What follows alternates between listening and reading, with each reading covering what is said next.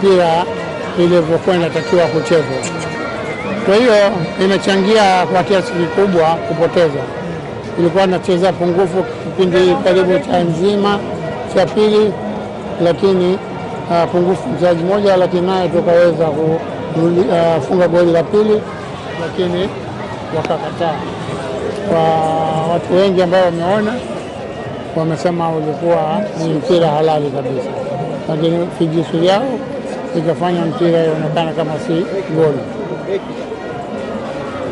Kwa hiyo nasema tu hatukutegemea kuchukua kikombe. Mpango wetu ilikuwa kufika nusu finali, tukavuka nusu finali, lakini binadamu anakuwaga na tamaa, akifika nusu anataka nzima. Kwa hiyo tulipofika finali ni hatua kubwa sana, lakini vile vile tuliingia na tamaa kuchukua, tungeweza kuchukua, lakini mwisho wa siku ni Mungu ndio anayepanga kwamba tungeweza kuchukua au tusingeweza kuchukua. Kuna story kwamba mwamuzi huyo anachezesha leo mlimkataa, mliandika barua kafu kwamba hamna imani naye. Mlikiona hiki ambacho kimetokea leo? Mimi kwa kweli sijui, maana mimi sio kiongozi kwamba kama viongozi waliandika, lakini inaonekana wazi kwamba refa alikuwa anapendelea sana upande mmoja. Kwa hiyo ndio hivyo, lakini mwaka huu mnavyojua kwamba mwalimu alikuwa anasema anapanga timu na kupanga timu akapata mafanikio kuweza kufika finali. Kwa mwakani tukiongeza wachezaji wawili watatu, inshallah tutafika tena nusu au tutafika finali. Kwa hiyo wapenzi wa Simba wasivunjike moyo, huu ndio mwanzo. Kwa hiyo tutafika mbali tena mwakani. Kwa hiki mlichokiona, mnaiona Simba bora inayokuja na siku za usoni, kwa maana ya kocha David alikuwa namna alivyotengeneza kikosi chenu? Ni wazi kutakuwa na Simba bora zaidi kuliko mwaka huu. Maana na yeye mwenyewe ameshawahi kusema kwamba kafika kwenye 75-80. Sasa kifika 100 obviously itakuwa na timu bora. Na kulikuwa na wachezaji wengine ambao ni mara ya kwanza kucheza mechi za kimataifa, wakina Kagoma na Hamza. Kwa hiyo wamepata experience, kwa mwakani wataweza kucheza vizuri zaidi. Mzee la mwisho, kweli mwaka tutamwona Faisal Salum kwenye jezi nyekundu? Inshallah Mungu akijalia. Inshallah Mungu akijalia. Faisal anakuwa mnyama. Ndio. Kila kitu kimeenda sawa. Ndio. Ni mkataba muda gani? Hiyo viongozi ndio wanajua. Sawa, neno lako kwa mashabiki wa Simba kwa hiki kilishatokea. Sasa tunatakiwa mrudi Dar es Salaam, mjiandae na mchezo wa Singida. Sasa tunatakiwa kusahau haya, tuungane tena tukamaliza ligi yetu na kombe la shirikisho. Kwa hiyo haya yamepita. Naomba tu wapenzi wa Simba wajione fahari, wajione wanaume, tumetolewa kiume na kila mtu kashuhudia. Kwa hiyo waendelee kufurahia timu yao. Shukrani. Hatujaridhishwa na maamuzi, tumepata kadi nyekundu, tumenyimwa goli na wenzetu kuja kupata goli nyingine na kutupelekea mchezo kufa kabisa. Kwa hiyo tunashukuru kwa matokeo yote tuwapata, tumepata mshindi wa pili. Ndio matokeo tuliojaliwa, lakini mchezo kwa kweli haukuwa upande wetu. Refa ameamua anavyopenda yeye. Narudi sasa ndani ya ligi kuu Tanzania bara. Ndio. Mmebalance kama Young Africa. Hatumwazi Young Africa. Sisi tunachokiwaza ni kukusanya pointi 3 kwa kila mechi iliyoko mbele yetu na kuwa mabingwa. Ubingwa narudi katika ubingwa ligi kuu Tanzania bara. Ndio. Unahisi Simba mnyama anaenda kufanya vizuri katika kila mechi iliyoko mbele yetu na kuchukua pointi 3. Baada ya hapo naenda kwenye hesabu, bingwa atajulikana. Atajulikana. Kila mechi na kuchukua pointi 3. Baada ya hapo tutahesabu pointi. Hesabu pointi. Yeah. Ndio. Ikiwa kinachofuata ni Singida. Nguvu umezitumia nyingi hapo katika mchezo huu wa leo. Unahisi hatua chochote katika mchezo wenu? Bali hasira nazipeleka kwao, kazi wanayo. Ubaya ubwela wanawapeleka kwa Singida, kazi wanayo. Ubaya ubwela wa Tanzania.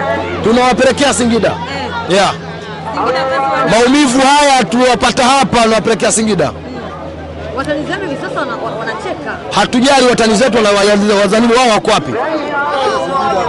Sisi hao unaosema wanatucheka, wao wako wapi? Wao wako wapi? Sisi tuko hapa cheo tunachukua medali, wao wako wapi? Wapata cheo sio wanacheza wapi? Mabonde kuinama huko. Wacheze game za wanawake wanachagua mbele. Haona ni muendelezo kwa Simba kufika hatua hii. Ni hatua nzuri kwa sababu miaka mingi sana hajafika hatua hii. Ni hatua ambayo inahitaji kupongezwa kwa kazi nzuri ambayo viongozi wameweka, wawekezaji wamefanya. Kwa tumepiga hatua kubwa sana. Msimu ujao na mimi nitafanya mazuri zaidi. Amina. Yes, bado tunaendelea kuzungumza na mashabiki wa Simba. Octavian.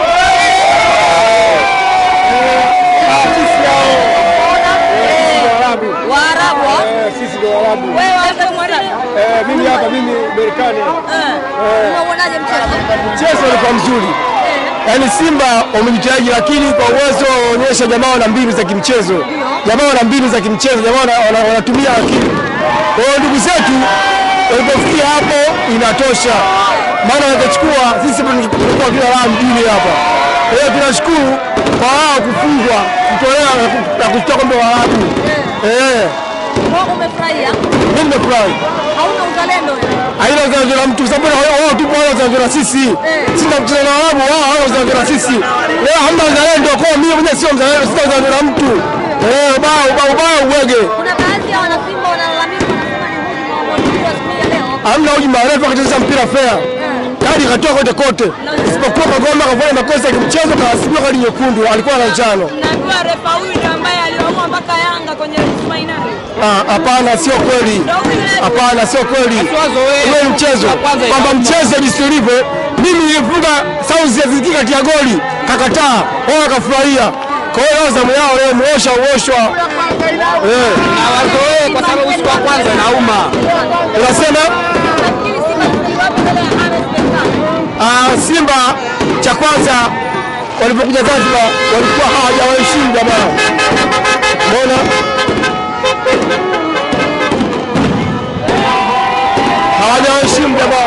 Hawajawaheshimu jamaa.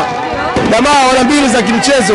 Jamaa wanajua kucheza na akili za miamko. Ndio maana Simba wamefeli na wamefungwa.